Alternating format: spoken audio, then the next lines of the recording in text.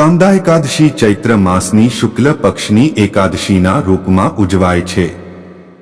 પુરાણોમાં કહ્યું છે કે આ વ્રત બધી કામનાઓને પૂર્ણ કરે છે, આથી એને કામદા કહેવાય છે।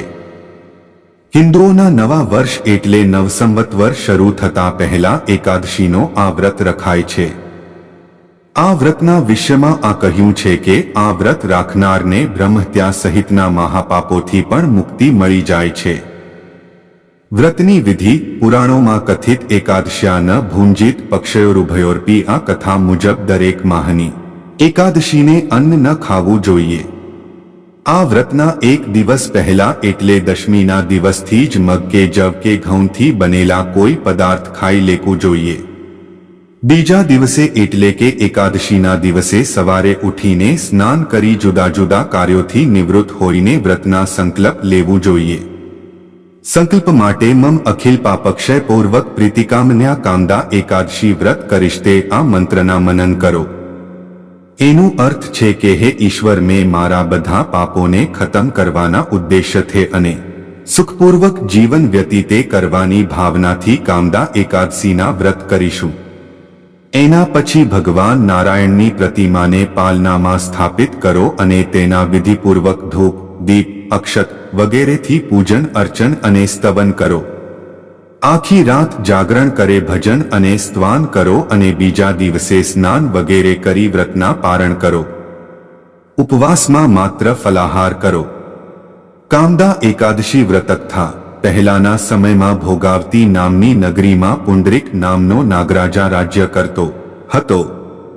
તેની સેવામાં ગાંધર્વો, યક્ષો, અપ્સરાઓ તથા કિન્નરો સદા રહેતા। તે નગરીમાં લલિત નામનો ગાંધર્વ તથા લલિત નામની ગાંધર્વી રહેતા હતા। તે બંને પતિ પત્ની હતા। તે બંને એકબીજામાં ખૂબ આસક્ત રહેતા હતા। બંને એકબીજાને ખૂબ પ્રેમ કરતા હતા। એક વખત પુંડરીકની સભામાં લલિત ગીત ગાતો હતો। અચાનક તેને લલિતા યાદ આવી। તેથી તેને લલિતા યાદ આવી। તેથી તે ગાયનમાં ભૂલ કરવા લાગ્યો।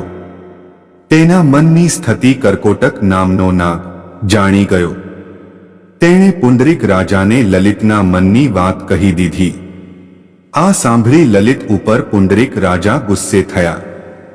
તેમણે તત્કાળ લલિતને શ્રાપ આપતા કહ્યું કે હે પાપાત્મા, હે કામી, તું તત્કાળ રાક્ષસ બની જા। શ્રાપ સાંભળતા જ લલિત મહાભયંકર રાક્ષસ બની ગયો। તે હિમાલય જેવો વિશાળ, કાળા કોલસા જેવો તેનો રંગ। તેના લાલચોળ નેત્રો જોઈ ભલભલા ડરી જતા। આ જોઈ લલિતાને ખૂબ દુઃખ થયું। તે રાત દિવસ પતિને પાછા મૂળ સ્વરૂપમાં લાવવાના વિચાર સાથે લલિતની પાછળ પાછળ ફરવા લાગી। લલિત રાક્ષસ સામે જે મળે તેને ખાઈ પેટનો ખાડો પૂરતો હતો।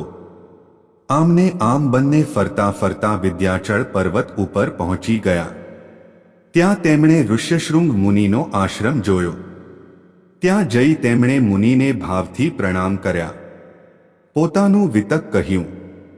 આ સાંભળી દયાના સાગર ઋષ્યશૃંગ મુનિએ તે બંનેને ચૈત્ર સુદ 11 કે જે કામદા એકાદશીથી ઓળખાય છે તે કરવા જણાવ્યું। તે બંનેએ ચૈત્ર સુદ 11 આવતા ખૂબ ભાવથી તે એકાદશી કરી। તેનું તમામ પુણ્ય તેમણે ભગવાન વિષ્ણુના ચરણોમાં અર્પણ કર્યું। જેના પુણ્ય પ્રતાપે તે જ વખતે લલિતનું સ્વરૂપ પહેલા હતું તે કરતાં પણ વધુ દિવ્ય થઈ ગયું। લલિતા પણ ઇન્દ્રાણીની જેમ શોભવા લાગી। આ પછી તેઓ પાછા ભોગાવતી નામની નગરીમાં આવ્યા। તેમને જોઈ પુંડરીક ખુશ થઈ ગયો। તેણે સર્વ વૃત્તાંત તેમની પાસેથી સાંભળી પાછો લલિતને સેવામાં લઈ લીધો। આજે શું કરવું? ખૂબ સંયમિત જીવન જીવવું, મન તથા ઇન્દ્રિય પર કાબુ રાખવો, ઉપવાસ કરવો, ભગવાન વિષ્ણુને લવિંગ અવશ્ય ધરાવવા। વ્રતનું ફળ આ એકાદશી કરનાર મનુષ્યના અનંત પાપ બળી જાય છે। તેના પુણ્યથી સંતાનને સંતાન થાય છે। મનના મનોરથ પાર પડે છે।